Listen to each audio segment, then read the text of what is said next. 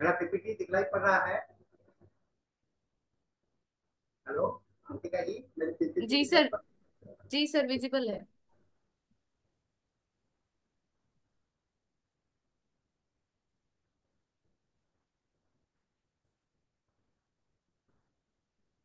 धन्यवाद सभी कोई को। अ, अचानक मुझे सब्जेक्ट को डिसाइड नहीं कर पा रहा था। अ, अचानक सेशन को करने का मुझे आदत सा बन गया है। आज सुबह मैं क्रॉनिक डिजीज पर बात कर मैं एक लेक्चर दे रहा था। उससे क्रॉनिक डिजीज के प्रीफेस के फर्स्ट एडिशंस के प्रीफेस पर मैं कुछ कर रहा था। तो इसके संदर्भ में मुझे अभी याद आया कि अभी हाल ही में मैंने एक पीपीटी तैयार किया था। और इस पीपीटी का नाम है hope in every session of cancer. एक कैंसर जब हो जाता है लोगों को, आज मैं दवा नहीं बताने जा रहा हूँ पेशेंट के साथ में और कैसे मैनेजमेंट करते हैं, कैसे हम लोग काउंसलिंग करेंगे, उसका कुछ एक थोड़ा सा अंश मैं आपके साथ में शेयर करने जा रहा हूँ। और यह है कि सबसे बड़ा अंश क्या होता है शेयरिंग का, कि आपको उम्मीद को बढ़ाना, आप इस रोगी के उम्मीद को जागृत करना। तो inculcating hope in every season of cancer journey. Cancer एक यात्रा होता है। जैसे ही कैंसर जब आपको डिक्लेयर कर दिया जाता है, आपको जागृत, आपको डॉक्टर डिक्लेयर कर देते हैं कि आपको कैंसर हो गया। और अगर नहीं भी डिक्लेयर करते हैं तो लोगों को एक अपना एहसास हो जाता है। लोगों के मन में एक फीलिंग्स आ जाता है कि मुझे कुछ ऐसा इनक्योरेबल डिजीज हो गया। तो एक डायग्नोसिस के बाद में और डायग्नोसिस के पहले, ये दो बहुत इंपॉर्टेंट बात होता है, डायग्नोसिस के बाद में और डायग्नोसिस के पहले। तो डायग्नोसिस के पहले की बात, डायग्नोसिस के बाद की बात, और इलाज के दौरान की बात, और जब एक अंतिम समय आता है तो ये चार चरणों में हम लोगों का रोगी का साथ देना पड़ता है। और एक डॉक्टर ही ऐसा साथी होता है जो कि उसके सभी सीजन में, उसके जीवन की यात्रा के सभी मौसम में उसके साथ में होता है ना। कैंसर के मौसम में मैं कहूंगा कि ये रोगी के लिए कैंसर एक मौसम के समान है, एक सीजन के समान है। और इसमें एक डॉक्टर ही है जो उसका पूरा जिंदगी भर साथ देता है। इसलिए हमने ये टॉपिक को सोचा और होम्योपैथिक अप्रोच हम के साथ में हम इसमें क्या कर सकेंगे, इस पर हम लोग सोचने का प्रयास करेंगे। आइए हम लोग आजकल चलते हैं। Experience of cancer is not often as simple as diagnosis, cure and return to the normal life। एक बार जब आपको जानकारी मिल गया, एक बार जब लोगों ने बता दिया, आपको एहसास हो गया, फीलिंग, और ये मन में भी हमारे रिपोर्टरी में भी है, फियर कैंसर, एप्रहेंशन कैंसर, कैंसर हो गया। और एक मन में जब ये बात बैठ जाता है कि मुझे कैंसर हो गया, तो कैंसर है चाहे नहीं है, तो आपका जीवन शैली बदल जाता है। आपके अंदर में आप नॉर्मल नहीं रह जाते हो। और कैंसर जर्नी, इसके अंदर में एक उतार चढ़ाव होता है, एक उतार होता है। और ऐसा लगता है कभी भी कोई अंत नहीं आएगा, कोई सीमा को हम नहीं क्रॉस कर। तो एक ऐसे अंधकार क्षेत्र में आप प्रवेश करते हैं जहाँ की आपको किसी भी किसी भी अंत का दिखलाई नहीं पड़ता है। और चारों बगल अंधेरा ही अंधेरा होता है। आप रोशनी के तलाश में, रोगी की रोशनी के तलाश में एक खोजने का प्रयास करता है कि मैं कहाँ हूँ, मैं कहाँ जा रहा हूँ। और वह है, यानी कि नॉर्मल आपका जो रूटीन है, वह रूटीन के अंदर में एक चीज समा गया। और वह क्या है, एक एक खोज, एक खोज। मैं अपनी खोज और अपनी स्थिति की खोज, अपने वातावरण की खोज, और सभी सभी समय का खोज एक होता है। चैलेंजेस, इसके साथ में बहुत सारे चैलेंजेस हैं ऐसे रोगियों के साथ में। हेट्रोजीनिटी, हेट्रोजीनिटी का मतलब क्या होता है, एक विविधता, है ना, विविधता। लो रिस्पॉन्स रेट, कभी कभी बहुत तेजी से होता है, कभी कभी कम होता है। एडवर्स इफेक्ट, है ना, रिकरेंस, बार बार आ जाना, मेटास्टैटिस एंड ड्रग रेजिस्टेंस, ये सारे चीज मिल करके आपके अंदर में एक कैंसर जो है तो एक चैलेंज के रूप में आता है, और इस चैलेंज के साथ में जो जुड़ा हुआ शब्द है वह है hope. Challenge and hope, these are the important factors that we have to understand about the cancers, the patient। जो आपके पास में रोगी आता है, हमारे पास में अक्सर आता है, और एक हर एक होम्योपैथ के पास में रोगी आता है, और उस अवस्था में आता है जब उसे कह दिया जाता है, होम्योपैथ के पास में तभी आता है जब तक कह दिया जाता है कि इसका कोई इलाज नहीं है, यह लाइलाज है, और आप जाओ अब अपनी शेष जिंदगी आप एक अपने अपने अंतिम यात्रा की तैयारी करो। तो यह टर्मिनल केसेस के रूप में मैं समझता हूँ कि आप सभी होम्योपैथिक चिकित्सक को इसका अनुभव होगा कि जो रोगी आपके पास में कैंसर आता है, ऑलरेडी डायग्नोज होता है, और उसे अपने अंतिम जीवन के समय को बिताने के लिए आपका एक सहारा मिलता है, एक उम्मीद मिलता है, जिसके सहारे हम लोग आगे बढ़ते हैं।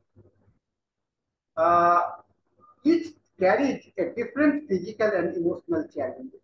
इसके साथ में एक ऐसा रास्ता है, एक ऐसा यात्रा है जहाँ की कोई भी आपका कोई भी निश्चितता नहीं है ना, इनडिफिनिट है, इनडिफिनिट होता है, जहाँ की फिजिकल और इमोशनल चैलेंजेस है, अनडिफाइनेबल रोड। रास्ता जो है तो क्लियर नहीं है, कहाँ है नहीं।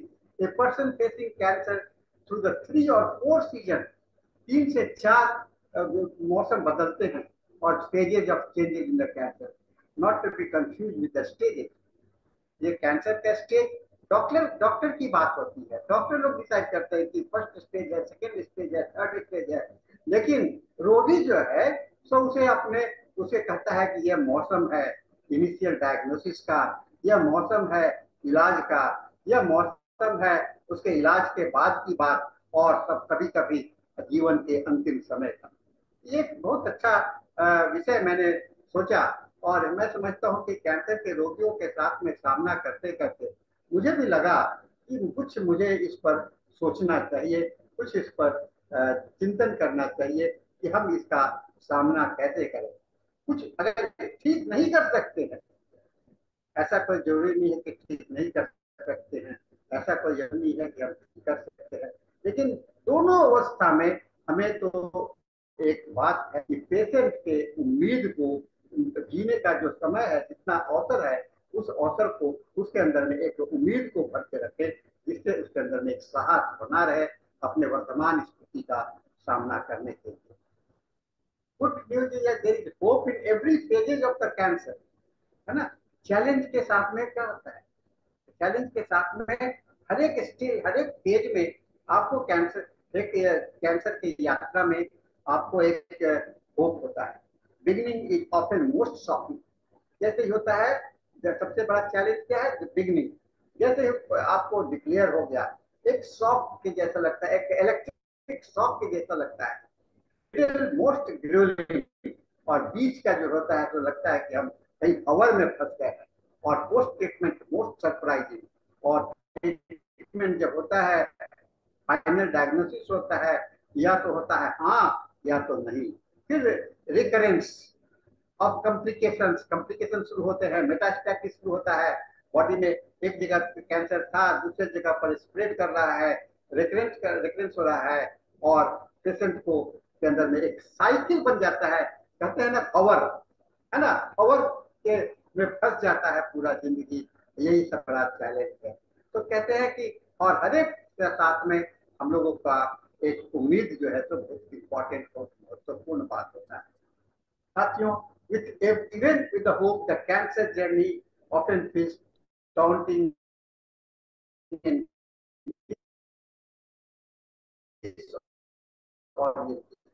इस उम्मीद के बाद भी, बावजूद भी क्या होता है, एक आप एक बैकग्राउंड का ग्राफ देख रहे होंगे, इस उम्मीद के बावजूद भी यात्रा जैसे प्रयास डिसओरिएंटिंग होता है, और ये होता है just waiting for someone here to say you are here है, कोई तो बता दे कहाँ हूँ, कोई तो बता दे मैं किस जगह पर पहुंचा हूँ, मैं अंतिम पे हूँ, कहीं पर हूँ, और इस उम्मीद में करता है। तो getting lost in the network of hiking trail. आपके पास में समझ लीजिए अगर मोबाइल का जीपीएस लॉस्ट हो गया हो और आप कहीं गए हो और उस समय में आपका मन का स्थिति कैसी हो, कैसा हो वैसा ही, लेकिन यहाँ जीपीएस नहीं तो हम सर सर आपकी आवाज बीच बीच में बहुत ब्रेक हो रही है अभी। इस बात को हम लोग सभी जानते हैं। बोला क्या हो रहा? सर आपका नेटवर्क का कुछ इशू आ रहा है, आवाज बहुत कट कट के आ है रही है आपकी। मैं देख रहा हूँ ठीक है, करेक्ट होगा। No one is the same, हर एक आदमी एक नहीं होता है। हम लोग के पास में डिफरेंट लाइफ एक्सपीरियंसेस होते हैं। It is not my place to जज। हम कौन है ये मेरा जजमेंट का कारण नहीं होता, जजमेंट दूसरे लोग करते हैं। जजमेंट मैं नहीं करता हूँ, आप नहीं करते हो। आपके सामने वाले व्यक्ति कहते अरे बड़ा दुर्भाग्य है हो गया, तो आपको लोग ताना मारते हैं, आश्वासन देते हैं, सिंपैथी देते हैं। तो ये सभी की स्थितियां अलग अलग होती हैं, अलग अलग होते हैं। जैसे ही लोगों को एक जानकारी मिल जाता है कि ये कैंसर हो गया है, तो अलग अलग प्रतिक्रिया होता है, अलग अलग जजमेंट होता है। जरूर इसने कोई पाप किया होगा, जरूर किसी गलत काम किया होगा। आपके सामने होंगे तो आप क्या घबराइए नहीं, सब कुछ ठीक हो जाएगा, दिलासा तो जरूर देंगे, लेकिन साथ में एक ताना भी आपको जरूर मारेंगे कि ऐसा है। और और इसमें सबसे बड़े जो नजदीकी जो होते हैं, जो सबसे क्लोज रिलेटिव होते हैं, उनका जजमेंट तो सुन करके लोग अधिकतर अधिक घायल हो जाते हैं, अधिक हर्टेड हो जाते हैं। उनके बाहर के लोग तो सिंपैथी जता करके चले जाएंगे, आपके दोस्त मित्र जो दूर में रहने वाले हैं वो सिंपैथी देंगे, लेकिन आप जिनको झेलना है, जिन लोगों के साथ में आपको रहना है, उनके लिए तो एक विकट समय होता है। उनके लिए तो वह भी समय होता है कि जैसे कि वह भी कैंसर की यात्रा में शामिल हो गए।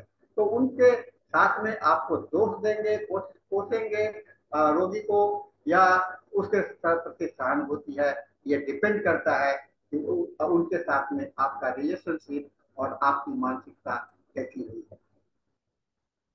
Common experience and feeling in each of the four changes है ना। कॉमन एक्सपीरियंस क्या है? Changes, initiation, treatment, post treatment and terminal. ये चार फेज आता है। इनिशिएशन शुरुआत होना, ट्रीटमेंट इलाज करना, और उस इलाज के बाद की बात, और देन टर्मिनल। तो इसके साथ में क्या होता है? एक्सेप्टेंस, स्वीकार करना, डिनायल, नहीं नहीं मुझे कैंसर नहीं है। उसके साथ में अगर डिनायल होता है तो आपको क्रोध पैदा होता है, क्रोध के बाद में डिप्रेशन होता है, फिर आप बार्गेनिंग करते हैं और फिर एक्सेप्ट करते हैं। तो ये एक सिलसिला, चक्रव्यूह, मैंने कहा ना बार बार मैं शब्द का इस्तेमाल कर रहा हूँ, ये चक्रव्यूह के रूप में फंस जाता है मन। डिनायल, नहीं मुझे ऐसा नहीं हो सकता है, हो जाने के बाद डायग्नोसिस के बाद भी कहते हैं कि नहीं होगा, उसके और क्रोधित होते हैं डॉक्टर पर, अपने परिवार के लोगों पर क्रोधित होते हैं, और जब थक जाते हैं तो और एक डिप्रेशन में चले जाते हैं, और डिप्रेशन के बाद में भगवान से प्रार्थना करते हैं, लोगों से प्रार्थना करते हैं, मुझे बचा लो, मुझे बचा लो, मुझे बचा लो, और फिर अंततः उन्हें स्वीकार तो करना ही पड़ेगा। इनिशियल डायग्नोसिस, आइए हम लोग एक चरण में चलते हैं। The discovery of cancer diagnosis is devastating and shocking, devastating and shocking. The emotions that people often feel during this phase are the fear, disbelief, and anger. But fear is the most acute. सबसे ज्यादा क्या acute क्या होता है? भय. They wonder, will this disease cut short my life? And if it doesn't, how long it will change my life? सबसे बड़ा भय होता है, एक्यूट स्टेज में फियर होता है, क्या यह रोग मेरा जीवन का जो पूरा अवधि है उसको कम कर देगा, या अगर नहीं कम करेगा तो मेरे जीवन में क्या परिवर्तन लाएगा, मेरा अगला जीवन क्या होगा। It can be nearly impossible to think clearly in this phase as the diagnosis hit a person like a hammer. एक चोट के जैसा लगता है, disturbing their life and ramping emotions over into trial. Meanwhile, there is so much information to gather and critical decision to make. और इसके साथ में क्या है, आपके साथ में बहुत सारी परेशानियां हैं। डॉक्टर का चुनाव करना, क्लिनिक का चुनाव करना, टाइप ऑफ ट्रीटमेंट का चुनाव करना, डिसीजन लेना, और एक जीवन मृत्यु के बीच का। और सबसे बड़ा तो आर्थिक भी होता है, आर्थिक भी होता है, ये बहुत बड़ी बात कैंसर के साथ में। कहते हैं कि कैंसर हो गया तो घर जमीन जायदाद सारा बिक्री हो जाता है। आप एक फुटपाथ पर आ जाते हैं, रोग आ जाता है, क्योंकि सारा खर्चा आपको ही बेयर करना पड़ेगा इंश्योरेंस रहने के बावजूद भी। Regardless of this medical outlet, the start of the cancer journey often feels more, और आपका मन जो है सो हमेशा भ्रमित रहता है। what is you need, हमको यहाँ पर करना क्या है? People in the stage of the cancer journey need support from family, friends, and maybe more that they have. If they have a job, तो उन्हें अगर वो नौकरी पेशा है, बॉस उनके को वर्कर को प्राइवेसी, और कुछ को प्राइवेसी चाहिए, स्पेस चाहिए और अपने काम करने के लिए, कुछ को कुछ हेल्दी इन्वायरमेंट चाहिए, उन लोगों का साथ चाहिए जिसके साथ में वो अच्छे रह सकते हैं और सभी नीड्स को फेस कर सकते हैं, सामना कर सकते हैं, साथ ले सकते हैं। और सबसे बड़ा उनको एक दिमाग चाहिए, विजडम चाहिए टू बेस्ट केयर कीजिए। Not every diagnosis has a good outlook. आप जानते हो आज के समय में ये बहुत इम्पोर्टेंट विषय हो जाता है कि हर एक डायग्नोसिस सही नहीं होता है। कैंसर को किस स्टेज में, फर्स्ट स्टेज को, सेकेंड स्टेज को, थर्ड स्टेज, टर्मिनल स्टेज, ये बता पाना बहुत ही अनुभव की बात होती है, और एक डॉक्टर से डॉक्टर के साथ में इसका मतभेद बना रहता है। तो ट्रीटमेंट ऑप्शंस भी बड़ा कंफ्यूजिंग होता है। कैंसर के ट्रीटमेंट भी बहुत ही कंफ्यूजिंग हुआ करते हैं। ट्रीटमेंट करना है where the rubber meets the end, meets the road. In this phase, the cancer journey, a person has accepted or begun to accept the diagnosis. Initial phase में treatment में विश्वास करने लगता है कि हाँ हो गया, या विश्वास करना प्रारंभ कर देता है। तब कुछ लोग अपने आप को छोड़ देते हैं, चलो है, और ट्रीटमेंट में चले जाते हैं, पर रेडिएशन, केमोथेरेपी और सर्जरी को आप करते हैं। कुछ लोग पैरालाइज हो जाते हैं डिसीजन लेने के लिए, और फिर उसके ऊपर में इतना हावी हो जाता है ये सोच नहीं पाते हैं कि क्या करना चाहिए, क्या नहीं करना चाहिए। और इसके साथ में परिवार के लोग की स्थिति भी ऐसी ही होती है। They may also need to adjust their lifestyle as person's immune system may also be compromised. The normal routine of the life is often displaced by the flurry of the doctor's visit. जीवन में एक नया प्रवेश कर जाता है, doctor का, doctor के पास जाना, डायग्नोसिस के लिए जाना, लेबोरेटरी में जाना, एमआरआई कराने के लिए जाना, एक्सरे कराने के लिए जाना, ये रोजमर्रे का शैली बन जाता है। Scan, treatment, they must also take a time for recovery or for the treatment often affects energy and cause nausea as well as a host of the other side effects. और इसके साथ में क्या होता है, एनर्जी का loss होता है, लॉस के साथ में तो कुछ एक्यूट प्रॉब्लम भी सफर करने, सिर का दर्द रहने लगेगा, मन में भय समाया रहेगा, कभी कभी उल्टी जैसा महसूस करते हैं, गैस्ट्रिक सिस्टम से इनिशिएट हो जाता है, और साइड इफेक्ट्स के साथ में कहते हैं ऑक्सिलरी सिम्टम्स के रूप में हम लोगों के सामने में लाइफ होने लगता है। In this phase of the cancer, a person needs strength and resilience. है ना? उनकी आवश्यकता क्या है? उनको शक्ति चाहिए और उनको साहस रहता है। People have different threshold to endure treatment, both physically and emotionally, and may be dependent on the type of the cancer of the treatment. है ना? Different threshold में रहेंगे। For those who have spiritual belief, हाँ ये एक बहुत बड़ी बात है। अगर लोगों में भगवान में विश्वास है तो बहुत बड़ी बात होती है। जो लोग भगवान में विश्वास करते हैं, ईश्वर में विश्वास करते हैं, तो उनको मन में एक होप जल्दी पैदा होता है।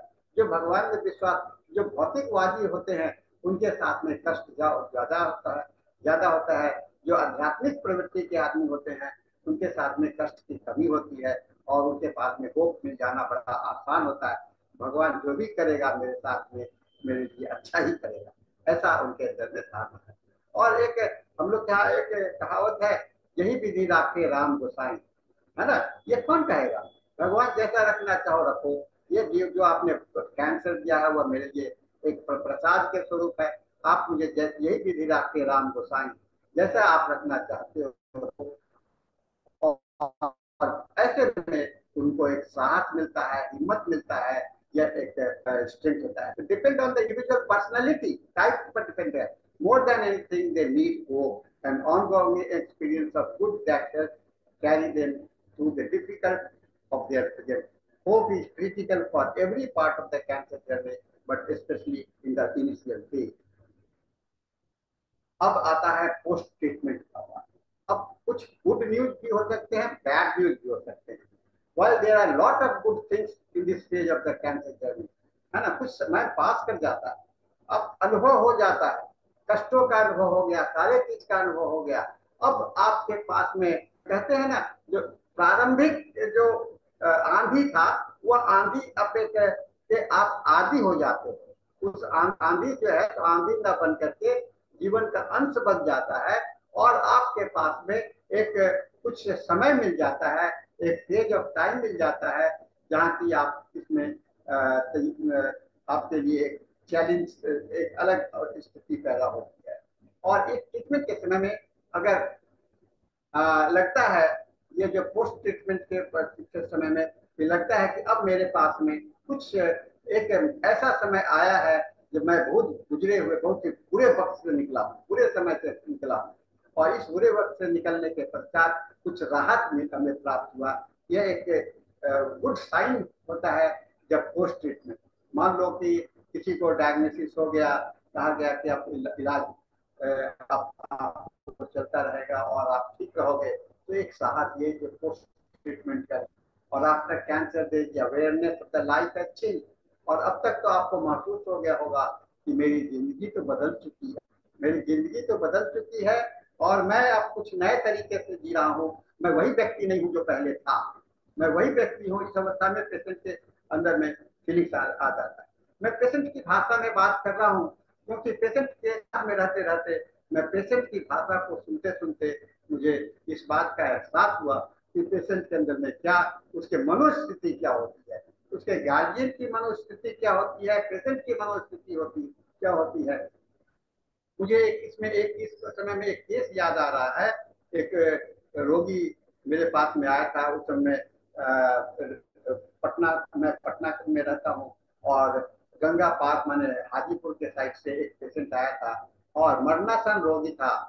और उसके जो अटेंडेंट थे, उसका लड़का था, वो लड़का उस रोगी को लेके आया था कि डॉक्टर साहब आप इसके लिए कुछ कर सकते हैं, कुछ ऐसा कीजिए, अगर नहीं कर सकते हैं तो उसको मरने के लिए इसको मरने का भी कुछ दवा दे दीजिए। ये लड़का कहता है, लड़का कहता है कि मरने के लिए भी दवा दे दी। मुझे बड़ा गुस्सा आ गया उसके लड़के पर। मैं कहा कि तो फिर मेरे पास में क्यों आए, गंगा ब्रिज को क्रॉस करके आए हो, उसी के ब्रिज के नीचे तुम अपने पिताजी को फेंक देते। मैं क्रोधित होकर के उसको ऐसा कहा, तो उसको थोड़ा सहम गया। मैं बोला कि तुम्हारे पिता हैं, तुम्हारे साथ में ऐसा ऐसा ये हुआ है, ये स्थिति को अगर तुम नहीं संभालोगे तो कौन संभालेगा। मेरे सामने वो फिर रोने लगा, और रोने के बाद में फिर मैंने उनको दिलासा दिया कि घबराओ ना, जो होगा तो अच्छा ही होगा। वो इलाज चलता रहा।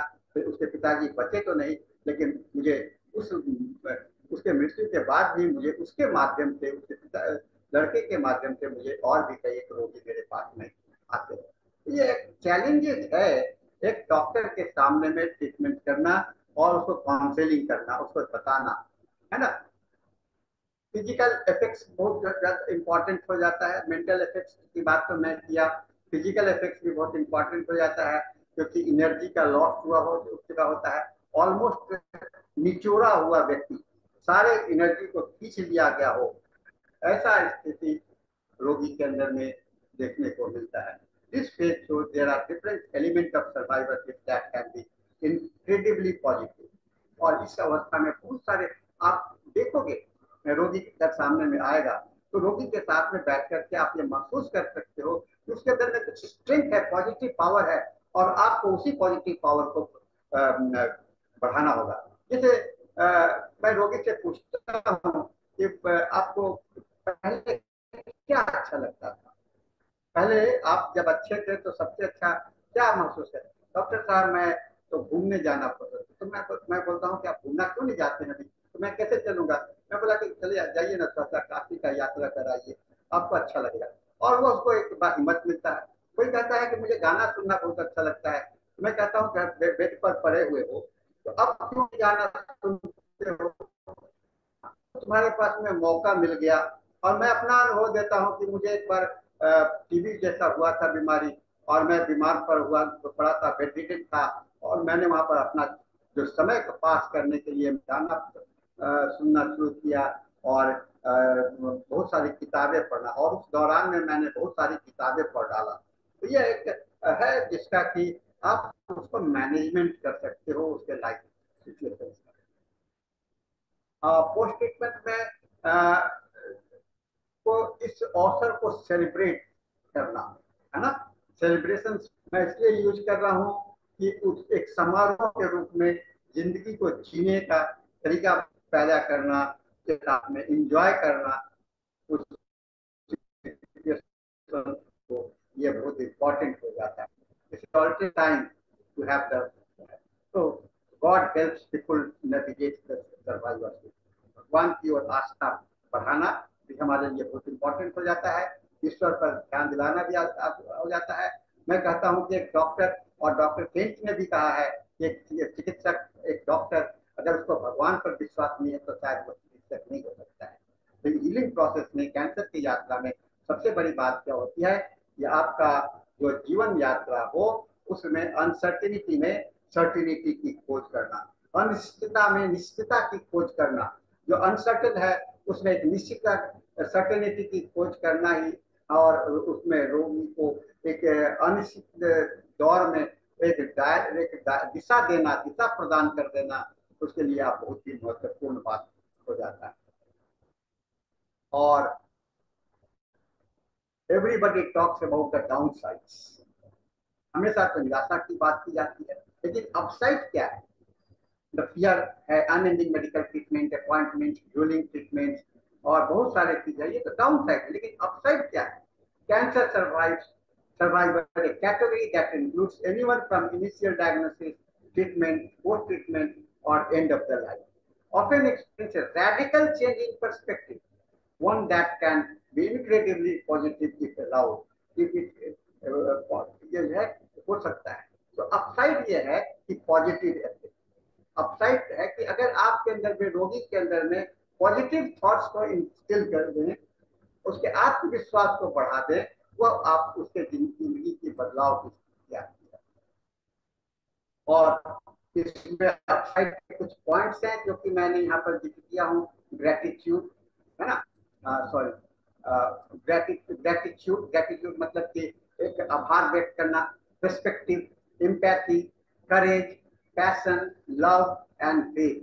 These are the experiences that needs to be inculcated in the cancer survivor experiences. ये सारी बातों को रोगी के अंदर में अगर आप भरने में सफल हो जाते हो तो ये आपके लिए बहुत ही महत्वपूर्ण विषय होता है। एंड ऑफ द लाइफ, अब आइए एक ऐसा स्थिति जहाँ निश्चित है कि अब बचना नहीं है। This phase of the cancer journey of saying goodbye to life and the people who love, as well as preparing for what to come next. It is important to understand that cancer diagnosis, even in the last stage 1, does not always mean the death sentence. जैसे कि मृत्यु दंड दे दिया गया तो वहां हो गया कि टाइम फिक्स हो गया, लेकिन कैंसर में भी मृत्यु दंड मिल चुका है, लेकिन मृत्यु दंड मिल चुका है लेकिन उसका डेट फिक्स नहीं होता है, कभी भी डेट नहीं फिक्स होता है। ये दोनों में बड़ा अंतर है। तो एक जो फांसी की सजा सुना दी गई, फांसी की सजा सुना दी गई तो डेट भी बता दिया गया, टाइम भी बता दिया गया, और उसकी अंतिम इच्छा भी पूछ ली गई। लेकिन कैंसर में न अंतिम इच्छा पूछी जाती है, न समय का समय आपका निर्धारित होता है, कभी भी अचानक आ सकता है और आपकी जिंदगी को लेकर के चला जा सकता है। और कुछ लोग तो ऐसे भी होते हैं, और मैंने इस अपने प्रैक्टिस के काल में मैंने इस बात को अनुभव किया हूँ कि अंतिम रोगी को कह दिया कि डॉक्टर तुम अब 3 महीना से ज्यादा नहीं बचोगे, डेट नहीं बता बताया गया, लेकिन 3 महीना का अनुमान बताया। और 3 महीना के बाद में वो 6 साल तक जिंदा रहे, 5 साल तक जिंदा रहे, 10 साल तक जिंदा रहे। अलग अलग वेरिएशन में मैंने रोगियों को देखा है। तो आप सोचो कि कैसे परिवर्तन को आपको धोकर डॉक्टर के बातों को भी झुठला सकते हो। ये केवल होम्योपैथी इलाज से नहीं, लेकिन अगर आप उसके अंदर पेशेंट के अंदर में इतना होप भर दो, इतना करेज भर दो, साहस भर दो, तो वो खुद अपनी शक्ति से भी कर सकता है। तो डॉक्टर की शक्ति और रोगी के अपना शक्ति दोनों मिल जाए तो ये एक बहुत बड़ा फैक्टर बनता है, उसके जीवन में एक टर्निंग पॉइंट बन जाए। ये कैंसर उसका पुनर्जीवन का समय बन जाए, उसी अवस्था में पुनर्जीवन।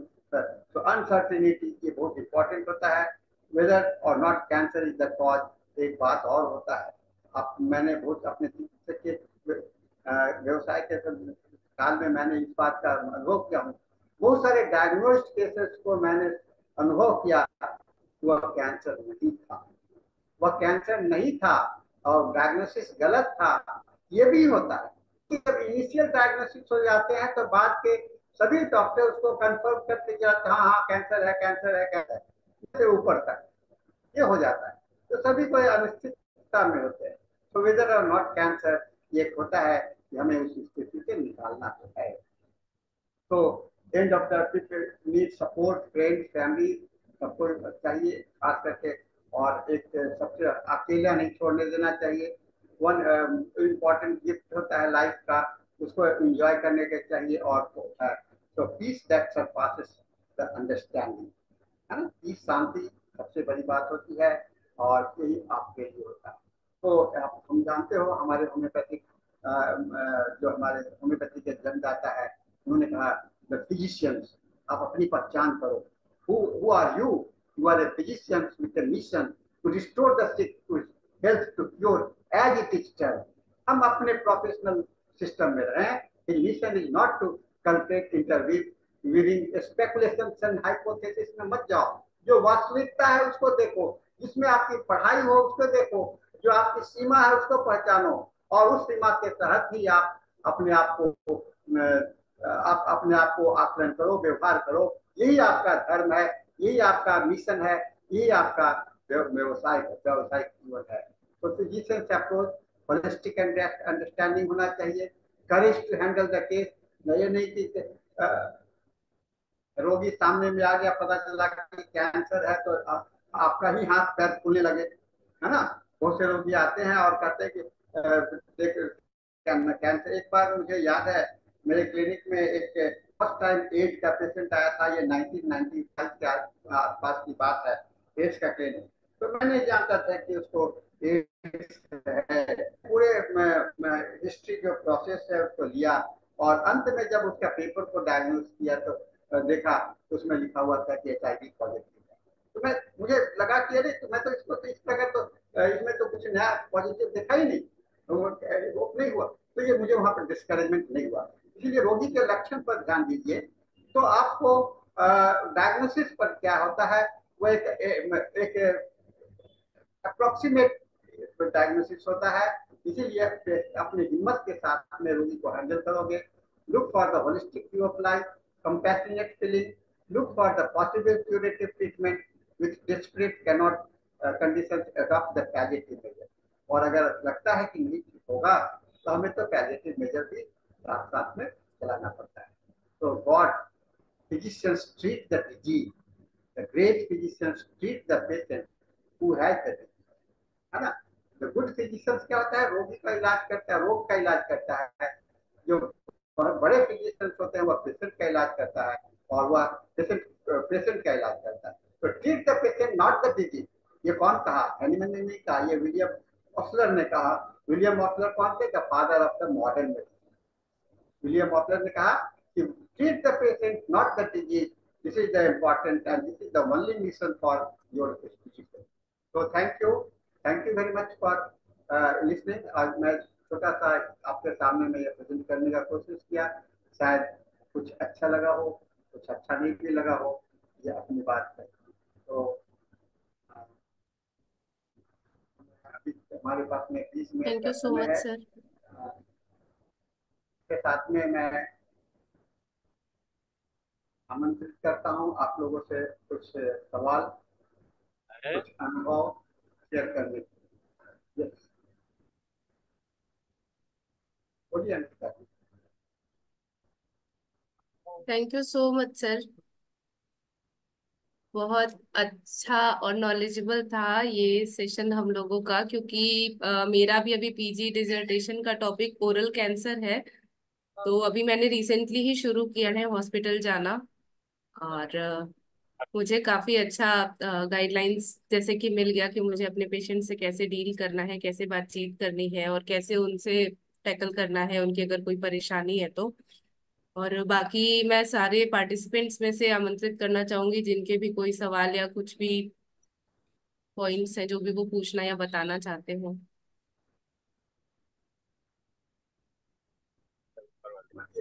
मनीष जी आप है ना? जी सर, एडिट तो है सर। मला जी के लड़के को थोड़ा सा ऑडिट प्रॉब्लम कम्युनिकेशन हो गया है, थोड़ा सा व्यस्त रहेंगे।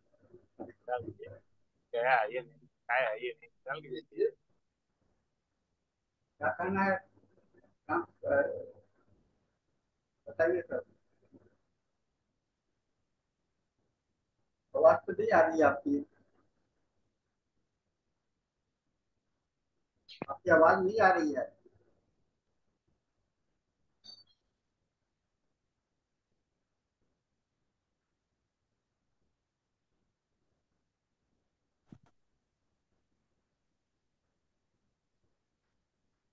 आवाज नहीं आ रही है, आपका माइक म्यूटेड है। माइक को ऑन कीजिएगा तब ना होगा।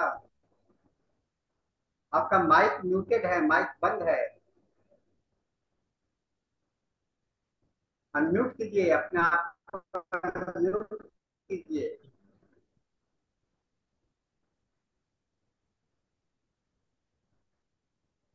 डॉक्टर साहब, गंगा सागर जी आप अपने माइक को अनम्यूट कीजिए तब आप बोल इधर मत सकेंगे। आने देना, आवाज नहीं आयरन आ है। रही है। गंगा सागर जी आप अनम्यूट कीजिए आगे। मनीष जी आप अपने को अनम्यूट कीजिए। हाँ बोलिए।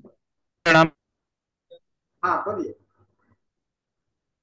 बोलिए गंगा सागर जी। सर बोलना नहीं है अभी कुछ। तो फिर आप क्यों बोल क्यों रहे थे चुपचाप? कुछ तो बोलिए, रोगी देखते हैं पीछे में जी परिहारी जी महाराज को रखे हुए हैं, है ना? तो ये अब बहुत अच्छी बात है पेशेंट कि ही है परिहारी इसलिए जी हम आपके बोले। साथ में क्लिनिक में बैठते हैं, है ना? क्लिनिक में आपके परिहारी जी, आपका परिहारी जी महाराज है ना? जी हाँ मैं एडमिन साहब पहचानता हूँ भी है। आपके महाराज जी को। तो थोड़ा सा एडमिन साहब भी मनीष जी आप चलिए। बोल रहे थे। जी सर। हाँ बोलिए मनीष जी। सर मैं कुछ नहीं बोल रहा था। आप, मुझे लगा आप कुछ पूछ रहे थे। हाँ मैं चलिए, नहीं पूछ रहा कोई था बोल कि रहा है। कैंसर का कोई अनुभव है तो बताइए। ठीक है सर। जी सर, कैंसर का अनुभव तो जैसे दो कुछ केसेस हैं जो मैंने भी देखे हैं पापा के साथ, या कुछ केसेस पर्सनली भी देख रहा हूँ। तो ऑब्वियसली अनुभव तो उस चीज का धीरे धीरे होते ही जा रहा है। जैसे माउथ कैंसर के पेशेंट बहुत कॉमन है जो क्लिनिक पे विजिट करते हैं हम लोग के यहाँ। तो उसमें यूजुअली देख रहा हूँ मैं कि जैसे ये जो लोग होते हैं, जैसे जो बार बार ये गुटखा चबाने की जिनको आदत होती है, इनमें मैंने यूजुअली मतलब ऑब्वियसली ये तो मतलब नोन फैक्ट है कि जिनको ये बार बार चबाने की आदत होती है इनमें माउथ कैंसर ज्यादा देखा जाता है। तो शुरू शुरू में इनका जो चीक्स है वो सबसे पहले क्लोज होता है, मुंह खुलना बंद होता है। उसके बाद जो साइड के चीक्स होते हैं उस पर व्हाइट कलर के प्लेग पड़ना शुरू हो जाते हैं। फिर वो धीरे धीरे कन्वर्ट होते होते उस पे फिर मतलब वहाँ छाले पड़ेंगे, फिर वो बड़े होंगे, फिर वो पेनफुल होंगे, ऐसे करते करते वो लास्ट में कैंसर का रूप ले ही लेता है। अभी रिसेंटली एक पेशेंट है जो ठीक हो रहा था, मतलब काफी काफी सही है वो अभी पहले से। तो उसके मुकेश नाम है इस पेशेंट का। और ये बेसिकली मतलब एक शॉप चलाने वाला आदमी था। तो इसके में नक्स ओमेगा दी जा रही है, 1 एम दिया जा रहा है इसको स्टार्ट, और हर 15 दिन में एक बार दिया जाता है।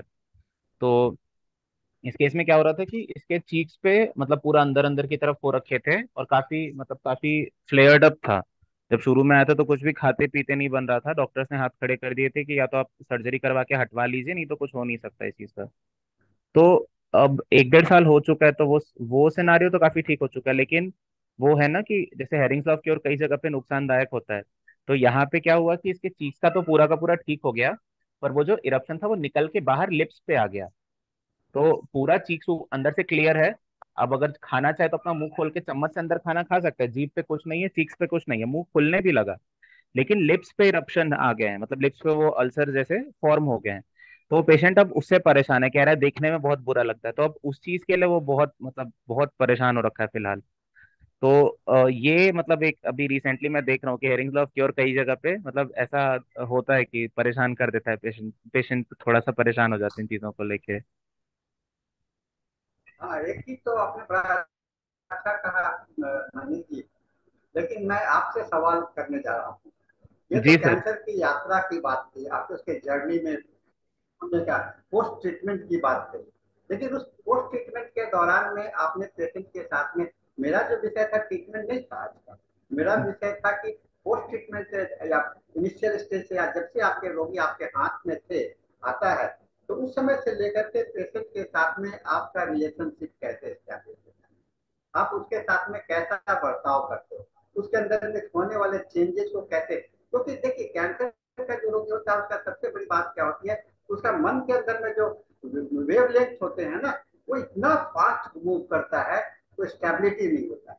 उस वेवलेंथ को स्टेबलाइज करना सबसे बड़ा इम्पोर्टेंट काम होता है।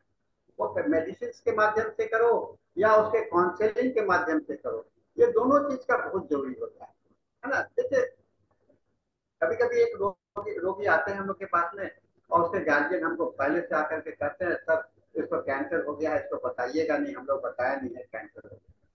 तो मैं कहा कि मैं मुझसे आप क्यों उम्मीद करते हैं क्या मैं बता दूंगा उसको कैंसर हो गया। मैं तो कैंसर नहीं भी होने वाले को भी हो गया है उसको भी नहीं कहता हूँ कि कैंसर हो गया। लेकिन एक बात है, कैंसर हो गया है और पेशेंट के अंदर में अनुभूति तो हो जाती है, उसके मन में रहता है डॉक्टर जरूर कोई मुझसे छिपाया जा रहा है, इस बात को नजरअंदाज आप नहीं कर सकते, छुपाया जा रहा है, इस बात को उसको फीलिंग्स होता है, और बार बार उसको लगता है कि कोई ना कोई लोग मुझसे छिपा रहा है, और यह उसके लिए बहुत बड़ा प्रॉब्लम होता है, छिपाने की बात है ना। तो छिपाने की बात ना होकर के मैं मैं रोगी को इस तरह से हैंडल करता हूँ। अच्छा आप बोलिए आपको जीने का कितना समय चाहिए, कितना उम्मीद है, मैं अलग अलग उसके मेंटल स्टेट को देख करके सिचुएशंस को देख करके मैं सवाल करता हूँ, और उसके साथ में उनको इस बात का एहसास करता हूँ, दिलाने का भी कोशिश करता हूँ कि कैंसर नहीं है, कभी कोई अचानक आपके अंदर में फेसेस कोई चैलेंज आ जाए तो उसको कैसे फेस कीजिएगा। ये पहले आपको बैकग्राउंड बनाना पड़ेगा, अंत में तो उसे मालूम हो ही जाएगा, है ना, और आप झूठे साबित हो जाइएगा, ठीक है, अंत में तो उसे मालूम होना ही है। तो ऐसे सही में बात है। आपको उसके अंदर में एक मेंटली प्रिपेयर्डनेस एक बहुत इंपॉर्टेंट फैक्टर होता है, mental preparedness to accept the reality, accept the reality. तो उसको पीस मिल में तेज वाइज चल करके एक्सेप्टेंस को पैदा करना हम लोगों के लिए बहुत ही जरूरी होता है। हम लोग उसको वहां पर पीस उसको ले जा सकते हैं, या इसको है। और आप जब इस तरह के रोगी के साथ में इतने कंपैशनेट फीलिंग्स होगा, लोग कहते हैं कि डॉक्टर रोगी के साथ में आप सिंपैथी ज्यादा मत शो करो। मैं कहा कि अगर सिंपैथी न शो करोगे तो तुम अब डॉक्टर बन ही नहीं सकते हो, है ना। डॉक्टर अगर पेशेंट के साथ में सिंपैथेटिक नहीं होगा तो वह डॉक्टर बन ही नहीं सकता है, डॉक्टर कहलाने का अधिकारी ही नहीं होता है। उसके पेशेंट के साथ में आपको निश्चित रूप से माइंड पेशेंट का बिहेवियर बहुत ही इरेटिक होता है, बहुत ही इरेटिक होता है, आपसे क्या से क्या सवाल कर बैठेगा, बहुत ही कहते हैं ना इम्पल्सिव बिहेवियर हो जाता है ना। पर्सनैलिटी डिजॉर्डर का बहुत सारा काम करते हैं मनीष जी।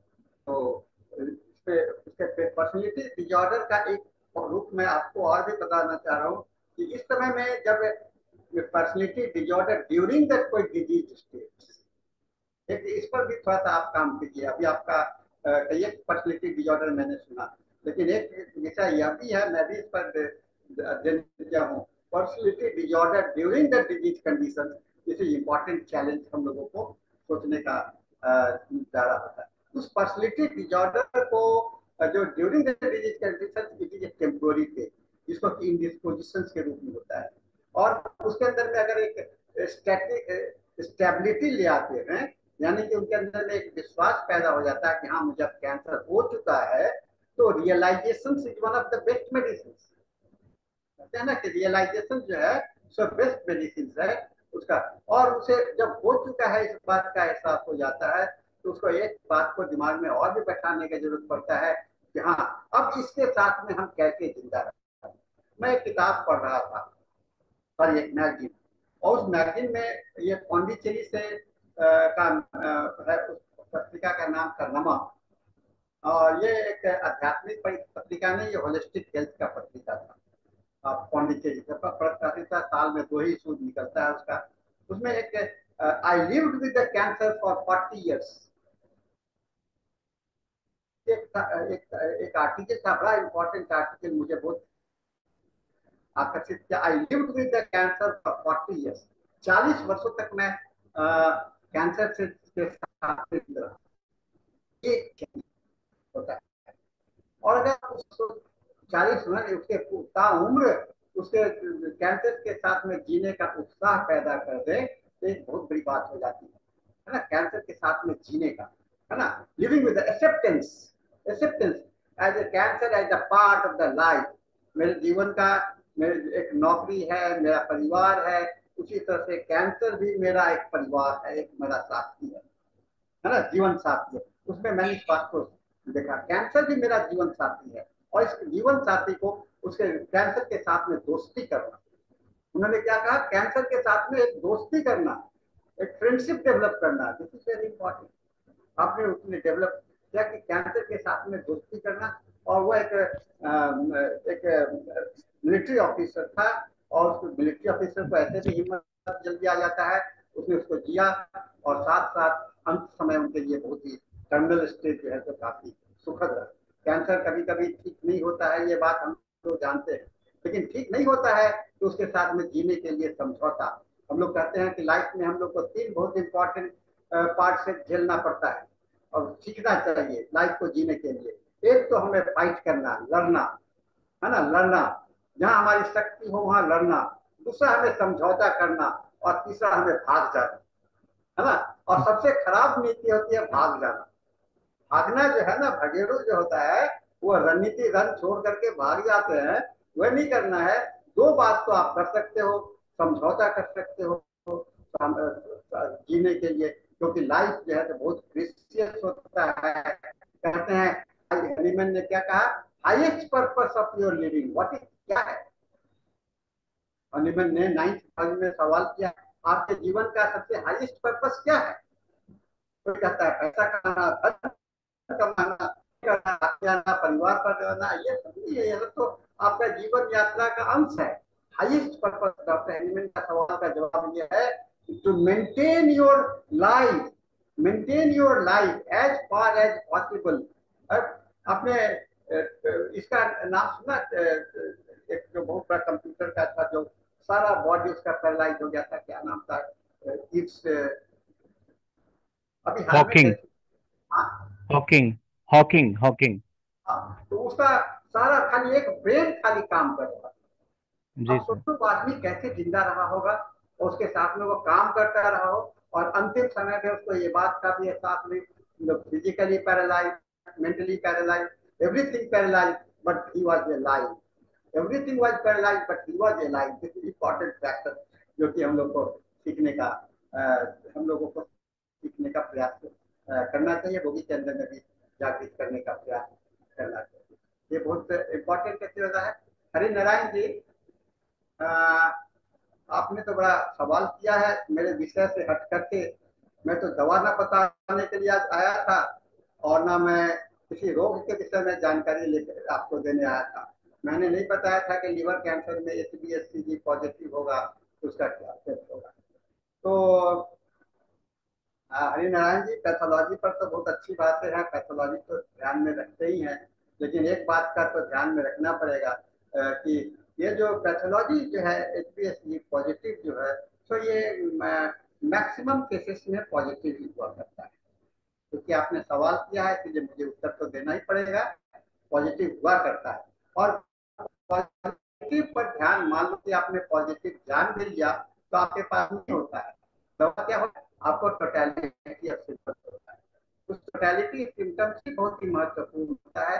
उसी टोटलिटी ऑफ सिम्टम्स को ही ध्यान में रख करके आपको ट्रीटमेंट करना था। इस चीज को है आज का विषय जो है था, मुख्य यही था कि हम लोग कैसे रोगी के साथ में रिलेशनशिप डेवलप करें। इसलिए मैंने कहा hope for every season of the cancer, hope for in the every season of the cancer. ठीक है, तो 4 मिनट और बचा है और हम लोग कुछ समय राम प्रवेश जी को भी दे सकते हैं आज। सर प्रणाम। हाँ, सर प्रणाम। लिखा होता है। सभी को नमस्कार। सर बहुत अच्छा आप बताए कि हमको रोगी और चिकित्सक का रिलेशन क्या हो, और उसको। हेलो सर, आवाज जा रही है ना? हेलो। आवाज बहुत अच्छा था। हाँ हाँ हाँ। तो हमारा कहना है कि एक है कि हिम्मत करे तो हाथी पोसे। एक श्लोक है, हिम्मत करने पर हाथी पोसा जा सकता है। तो कैंसर ने जैसा आप सर बताए, treat the patient not the disease. हम रोगी को यदि समझा देते हैं पॉजिटिव वे में, कहा कि हमको रोगी के साथ रहना है, चिकित्सक के साथ रहना है। चिकित्सक कहे रोगी से इसी क्षेत्र में है रहना, और ऊंट बिलाई ले गई हाजी हाजी कहना। अब चिकित्सक को भी बात को हम नहीं काटेंगे, चिकित्सक कहेगा उसके बाद हम उसको समझाएंगे। तो बहुत अच्छा रिलेशन, पॉजिटिव रिलेशन आता है। और हम एक पेशेंट देखे थे, मौत कैंसर का चीक का, और आज करीब 55 बरस की महिला थी, जबकि कोई बीड़ी सिगरेट खैनी तंबाकू नहीं खाती थी, और वह कैंसर का पेशेंट थी और चेक करवा के आई थी। आने के बाद उसको ठीक हो गया, लेकिन फिर उसमें दाना हो गया। अब दाना हो गया तो हिम्मत हार गई और मेरे पास आई। आने के बाद हम उसको करीब साल 1.5 साल तक ट्रीटमेंट किए, बहुत सा दवाई दिए, कार्सिनोजिन वगैरह, साइलेसिया जो भी है। उसको वहां से निकल गया कट के, और निकल जाने के बाद छेद हो गया, और छेद हो जाने के बाद एकदम सूख गया। और इतनी बोल्ड महिला हो गई कि पानी पीती थी खाली ऐसे रख के, एकदम बहुत दिन तक जी। करीब 75 बरस तक दी। उसके जो है लड़के थे टीचर, तो आए थे मेरे नजदीक, 75 बरस तक जी थी, 55 बरस में आई थी। है ना? तो सर, डॉक्टर और रोगी के साथ रिलेशन पॉजिटिव होना चाहिए, रोगी को भी बात को सुनना है। अपने ठीक वाणी है को सर, विराम बहुत तो बहुत दीजिए सर, अपने बहुत वाणी बहुत को विराम धन्यवाद दीजिए। सर। सभी हाँ, को, मनीष जी को भी धन्यवाद। बहुत अच्छा। और एक आई है अंकिता कुशवाहा, जो लगती है जीडी अब की है ना? अब ज्यादा चलिए ठीक है हाँ, सर। म्यूट हो जाइए, म्यूट हो जाइए। ठीक है। हाँ, तो आ, हम लोग का आज का विषय रहा, मुझे अचानक बोलने के लिए मौका मिला। मैं तैयार तो नहीं था, लेकिन फिर भी मैं पीपीटी तो मुझे आदत है पढ़ते रहने का। इसी कारण मैं यही हाल में ही मैंने इसको तैयार किया था, तो मुझे लगा कि चलो आज इसी के साथ में मैं आपको साझा करता हूँ। इसी तरह से फिर कभी और कोई मौका मिलेगा तो हम लोग फिर इस विषय पर किसी एक और विषय को लेकर के आएंगे। तो आज का समय अभी 2 मिनट और है, 1 मिनट, सॉरी 1 मिनट और है। अंकिता जी और कोई कोई सवाल, मनीष जी और कोई हैं अगर कुछ लोग बोलना। And then Balachandran ji also here now. Balachandran ji, आप भी कुछ साझा कीजिए, कुछ कैंसर पर कुछ अनुभव बता सकते हैं। अगला सेशन तो आप ही का है। अच्छा, कैंसर, हाँ मेरे पास काफी ज्यादा केसेस आते हैं सर। जैसा ग्लायोमा हो गया, जिसको टाटा मेमोरियल में उन्होंने ऑपरेट किया, कुछ 3 महीने 6 महीने के अंदर वापस रेकरेंस। या DLBCL, diffuse large B cell lymphoma के केसेस आते थे।